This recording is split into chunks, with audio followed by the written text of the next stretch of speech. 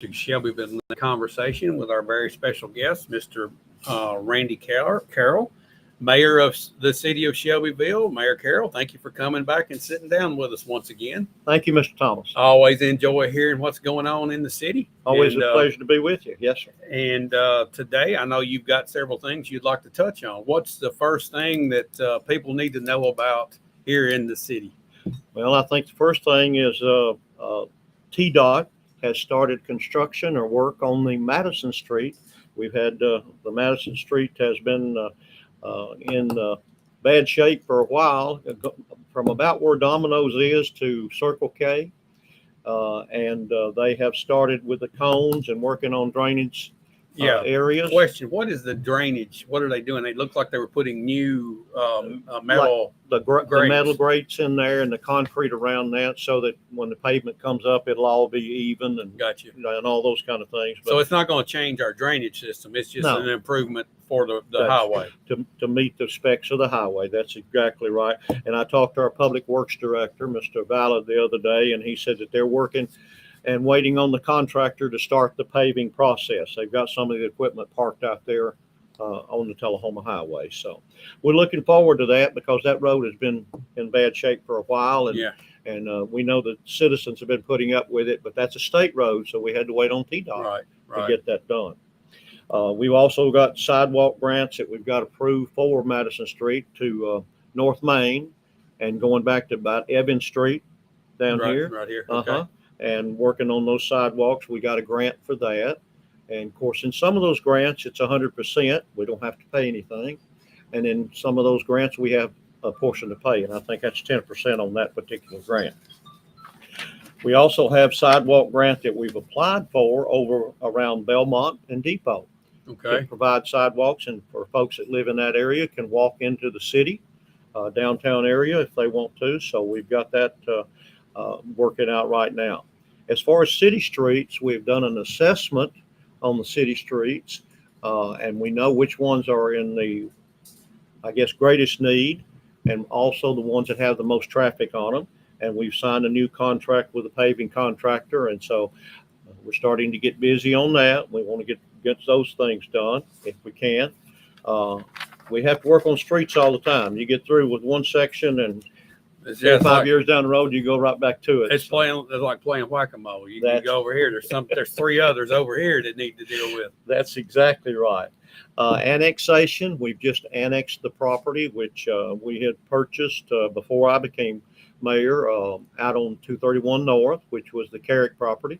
And that's where MTSU's aerospace campus is going to be. And we also have commercial property in that area that we're looking at selling. We've had some folks to make some offers on some of that property. So we're going to get the city's money back where we paid for that property, and try to make use of that. Ducks on, and we've got a lot of different things happening right now in the city. Chick-fil-A, of course, is coming right on up with their building, and I think they're trying to get everything ready before December the 7th. I don't think they do any grand openings after December the 7th. They're a good Christian organization. I think the Christmas holidays may hold them up. Right. McDonald's, they've already started moving dirt. Got a hole there where they're digging. That's at Hickory Drive in North Main. Just from the aspect of you thinking through all this, I know that there was a holdup on the McDonald's situation because of the state. We're talking about some traffic flow issues. Let's talk about traffic flow on North Main Street. Right. With the Chick-fil-A coming, and where it's positioned between the two traffic lights, right? The Kentucky Fried Chicken traffic light and then the Colorado Boulevard traffic light. Right. How do you see the traffic flow there changing with the Chick-fil-A? Has anybody done any studies, or do you have a gut feeling of what we're going to be dealing with there? Yes. As far as studies, yes. TDOT does not approve any of those things. That's just another state highway, 231. Right. So TDOT came back to us. We were looking at the way Chick-fil-A wanted to have a right in and left out and all those kind of different things on the driveway, and TDOT said, no, you can't do that with the traffic that you have there already. You can only do a right in, right out at Chick-fil-A, and then if you're going to go left, you have to go behind Chick-fil-A. Or McDonald's. At McDonald's, they have to do that. At Chick-fil-A, they're going to have a right in and right and right in and left out, I think, at Chick-fil-A, if I'm correct on that. Okay, so that means when you're coming out of that parking lot, you can turn left and come toward the traffic light, Right. or go right toward Colorado Boulevard. I think that's correct. Yes, sir. Okay. I think that's correct. I think that was the final analysis on that. But the McDonald's was different. They have to turn on to Hickory Drive if you're going to take a left, and then come out to the end of Hickory Drive to go on North Main Street to get back into the traffic flow. Okay. there. Do you think that the state will put a turning lane, complete the turning lane down North Main Street from Kentucky Fried Chicken all the way to Colorado, because it goes down to where we don't have one for a little short area there? Yeah, I'm trying to think of where you're talking about. I thought it went all the way to it goes on past Kroger's and all that. We've got Yeah, that we've turn got lane. the turn lane that's Yeah. pretty much all the All way the way out. down, all the But way then out. it narrows down, I believe, until it opens back up at the traffic light. As you're coming south, you open up to turn left. I don't think we have a turning lane there in North Main. Do you think that traffic would be able to jump out across? Oh no, that turn lane is. I think that turn lane is there, Is it? David. Okay. Yeah, in front of Chick-fil-A. I'm almost positive that we've got 5 lanes there. That That'll turn help. lane in the middle, and same thing all the way down to McDonald's. We've got that turn lane. That'll there. help things tremendously. Oh yeah. And traffic, TDOT, we have to get approval on any state highway entrance and things like that. And as far as the city, we have all kinds of rules and regulations that we have to meet when anybody's yeah. looking at coming in. Duxon, of course, that out in the 231 North Business Park, the walls are coming up on it. They're looking at maybe April, May next year, getting into operation. We have just signed over to the IDB board the last 27 acres of that property in the business park, and we've got someone that's looking at buying that, or not buying it. I think the way that Duxon did and the way that the 231 North Business Park board did, that property was given to them for them to bring their business into Shelbyville.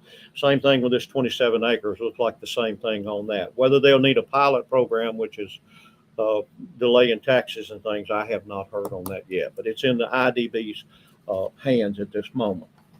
The Glass House Tavern on the square. Let's go to the square for just a minute, give you an update. I don't know if you've been by the Glass House Tavern, where the old Knox Pits or the Antique Mall was, but they are doing great work on it. All new windows on the front and the facade on it they're working on. Of course, we had done the facade grant for about 18 businesses, merchants around the square had gotten a grant for that, and those folks would have to put in money as well as the grant money, and the square looks great. Yeah, it's shaping up really nicely. It's really looking good, and we're excited. I don't know any dates from Ms. Beasley or Mr. House on how that will, as far as operation on that.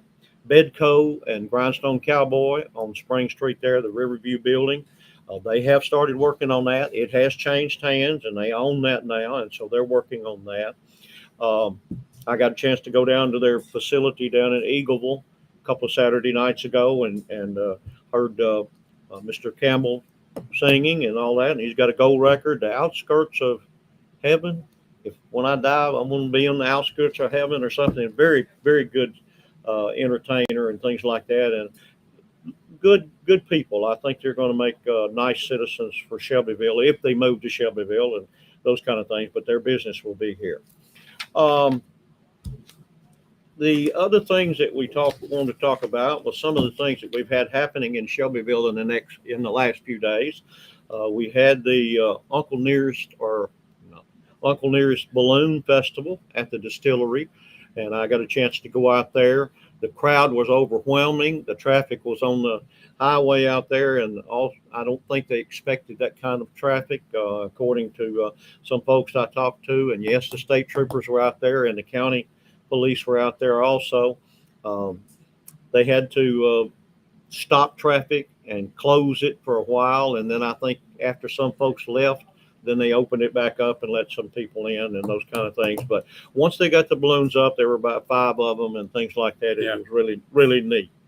Went over to the celebration grounds, to the Cooper Steel Arena for the Uncle Dave Macon Arts and Music Festival. And there was a lady from Mississippi that gave a great performance over there.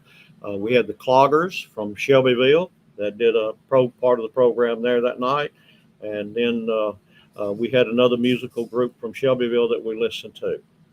I've had the opportunity to speak recently. They asked, of course, the mayor to talk about a lot of different things, and I've done a lot of research when they have a certain subject that they want me to talk about. Well, they wanted me to talk about the U.S. Constitution. Oh, my goodness. So I did a lot of research on that. Of course, I'm a kind of a history buff anyway, and started talking to those ladies. The ladies came up to the office, and we signed a proclamation and those kind of things. September the 17th to the 23rd, I think, was U.S. Constitution Week. Yeah. And so we had the luncheon, and they wanted me to speak, and I did. And of course, in some of my research, I had found out years ago, and all of those people who are in that daughters or the sons of the American Revolution have to go back in their heritage to see if they're related to those folks. There's a Daniel Carroll. I like that last name. Yeah. Daniel Carroll signed the U.S. Constitution, and he was from Maryland, and I think became a senator from Maryland when the United States got started. Charles Carroll, and I'd known about this gentleman, he was a signer of the Declaration of Independence. He even had a community named after him, Carrollton. Okay, so distant cousins, I assume. Well, I can't claim those people being famous, but they do have. Well, you got to be kin somehow with the same last name. Well, you'd think that, but I'm an Irish descent. Both of them were kind of Irish descent and things like that, and that's in my ancestry. My daughter had given me that Ancestry.com thing a few years ago, and so it came back with what I had. Now, do you have questions today, or I can go over a few more things that we did during the study session if we've got time? You tell me. Well, yeah, we'll take a couple more minutes here if you want to go over some of the things that went on in the study session. My biggest question I had was about the traffic on North Main. I think we'll see that play out as it plays out. That's exactly right, and we've tried to make all kinds of plans, and we try to schedule those things and make plans and talk to all of the different engineers and folks to make sure that we're doing the right thing. But there's always room for change, as you know, when things get started. There is a question from a person online, Dottie Adcock Mershon. Could you ask Mayor Carroll to go over the proposed walkway, and when will that get started? Which is the trail, the railroad trail, I think is what she's speaking about there. That's right. When does that get started? Well, we've already, of course, applied for the grant, but we've got to take possession of the railroad. The next meeting, I think, is this next month with the Railroad Authority. And when we take possession, that does not mean we own it. The Railroad Authority will keep the ownership of that, but they will pull all the rails up. And so when you start seeing that construction, when the Railroad Authority, when we take that and have that agreement with them, they'll start pulling those rails up. When you see that happening, then the next move will be that Shelbyville will move in, and we'll clear out everything and get that pathway paved and all those kind of things for that. So Dottie, I can't give you a definite answer on exactly when that's going to happen, but we hope within the next year we get all of that done. Yeah, that'll be a nice thing to have. It will. Sure. It will. On the property out at the rec center, we have got property that was the old cedar mill. And we've got 3 metal buildings. We have had a time trying to give those buildings away, somebody to tear them down and all those kind of things. Well, we put it out for bid. We couldn't give them away, and used to farmers might need that metal and build something and all that, but we didn't have any opportunity. When we opened the bids the first time, it was nothing there. But we did hire a demolition company out of Franklin, Tennessee. Now, this is kind of unbelievable, but when we opened the bids for the demolition of those 3 buildings and to break the concrete up, we had bids from $200,000 to $37,600. And we had 9 different bids. So anything from $37,600 to over 200,000. Well, of course, we took the $37,600. It makes you wonder what the difference would be. That's exactly right. I'm sure that who they pay and their equipment. Let me stop real quick. Okay. We love the mule show and we love the horse shows that Right. come in town. Right. But if you see us waving around, we're not acting crazy. There's a fly in here that's going to tow us off. Randy, I don't. It's a big one, man. And he's been in here for the last 2 weeks, I believe, and he's getting bigger every day. There what are you feeding him? I don't know. But thank you to our horse show and the mule show for the fly. All right, now continue, Mayor Carroll. Okay, that's all right. I like that. We've done some work on the outdoor pool slide. I had to have some work done on that. Last night we talked about the skate park and a grant that we applied for, the resurfacing of that, and for safety and for it to work right and all those kind of things like that. And our Mr. Alsop with the rec center, he was telling us about that last night. We also did the pool deck surface on the interior pool and things like that. Right Paving is who we did our contract with on the pavement and things of that sort. We've had surplus items, vehicles that we had and things like that we have to get rid of, and we have to follow the procedure of the state of how we get rid of those. I want to put a plug in right now for the city website and also the YouTube channel for the city of Shelbyville. I know that you can go back and you can watch the council meetings, and you can also watch study sessions. Yes. And it is a wealth of information that's things that are taking place. You can go to YouTube and pull these videos up the very next day after these occur.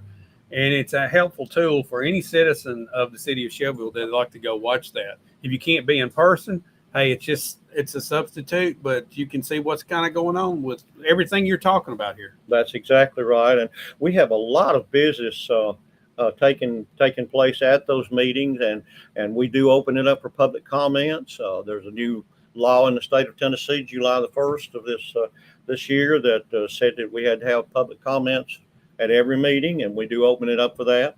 Maybe limited to 3 minutes. It's according to who we've got and what kind of we'd like for it to be concerning the agenda that we have, but sometimes we just open it up public comments and somebody has something to say. It's your city. Yeah. And I appreciate being your mayor, and the council appreciates being your council. So let us know what we need to do and what your opinion is. Doesn't mean we'll get to do it all the time, but we'll try our best. Yeah, absolutely. Well, guys, thanks for tuning in today and watching Mayor Carroll's our conversation with Mayor Carroll. We look forward to having you again back when time permits. I know you have a busy schedule, but we appreciate it. Yes. And guys, we appreciate you watching. And if you have any questions for Mayor Carroll or the council, I encourage you to contact them in person. They like to hear from you. That's right. And also, we could forward any question to Mayor Carroll if you have a question that you would like for us to get to him. And maybe we can discuss it next time. Thanks for watching. We'll be back again real soon.